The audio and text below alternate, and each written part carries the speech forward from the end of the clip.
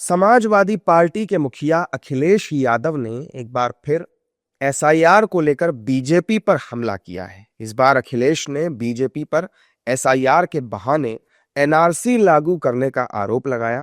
अखिलेश यादव ने कहा कि बीजेपी एसआईआर के नाम पर मतदाता सूची में गड़बड़ी करके एनआरसी जैसे कदम की जमीन तैयार करना चाहती है। ये लोकतांत्रिक व्यवस्था पर सीधा हमला है और इसे किसी भी कीमत पर स्वीकार नहीं किया जाएगा। पार्टी के नेताओं और कार्यकर्ताओं को अत्यंत सतर्क रहना होगा, क्योंकि वोटर लिस्ट में हेरफेर करके चुनावी लाभ लेने की कोशिशें तेज हो गई हैं। अखिलेश यादव के इस बयान ने सियासी बयानबाजी भी तेज कर दी। बीजेपी और उसके सहयोगी दलों के नेताओं ने विपक्ष पर घुसपैठियों को संरक्षण देने का आरोप लगाया है। इस दौरान एनडीए नेताओं ने कहा है कि विपक्ष को एसआईआर से दिक्कत इसलिए है क्योंकि घुसपैठिए बाहर आ जाएंगे। अगर घुसपैठिए बाहर आए तो फिर इन्हें वोट कौन देगा?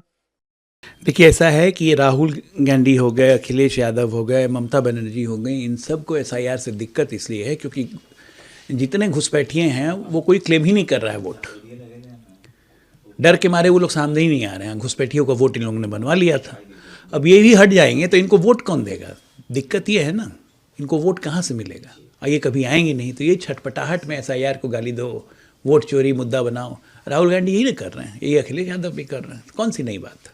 और जनता जान चुकी है कि इनका मकसद क्या है, क्योंकि पश्चिम बंगाल में बांग्लादेश के बॉर्डर पे लंबी लंबी लाइन है वापस लौटने की। काहे भाग रहे हो भाई? डर लग रहा है कि एसआईआर के पकड़े जाएंगे तो बहुत कुटाई होगी, और सही में होगी। बहुत ही इमेच्योर स्टेटमेंट है अखिलेश यादव का। उनको ये जानना चाहिए कि एसआईआर है क्या, एनआरसी है क्या, सीएए है क्या। अब जब आप इलेक्शन कमीशन के ऊपर टिप्पणी करते हैं तो हर 2-3 साल में इलेक्शन कमीशन का दायित्व बनता है कि इलेक्शन रूल्स को अपडेट करें, जिसका देहांत हो उनको निकाले, जहां बोगस वोटर्स हैं वो निकाले, और देखें कि कोई भी घुसपैठ हमारे इलेक्टोरल सिस्टम में नहीं। जब आपको इतनी आपत्ति हो रही है तो आप फॉल्स नैरेटिव स्प्रेड करेंगे, क्योंकि आपकी कोई विचारधारा है नहीं। लोगों को गुमराह करना यही आपका एक हक है जो आप जता रहे हैं। लेकिन मैं आपको आश्वस्त करना चाहती हूँ कि उत्तर प्रदेश की जनता आपको नकारेगी। एकदम गलत उन्होंने कहा, ठोठी दलील उन्होंने कहा। एसआईआर सिर्फ नरेंद्र मोदी जी की सरकार ने की है। उनको समझदारी में थोड़ा सा विस्तार करना चाहिए। ये तो जवाहरलाल जी के समय में भी हुआ था, राजीव गांधी जी के समय में हुआ था, हमारे और प्रधानमंत्री हैं उनके समय में हुआ था। ये तो निरंतर प्रक्रिया है वोटर लिस्ट को सुधार करने का, अपडेट करने का।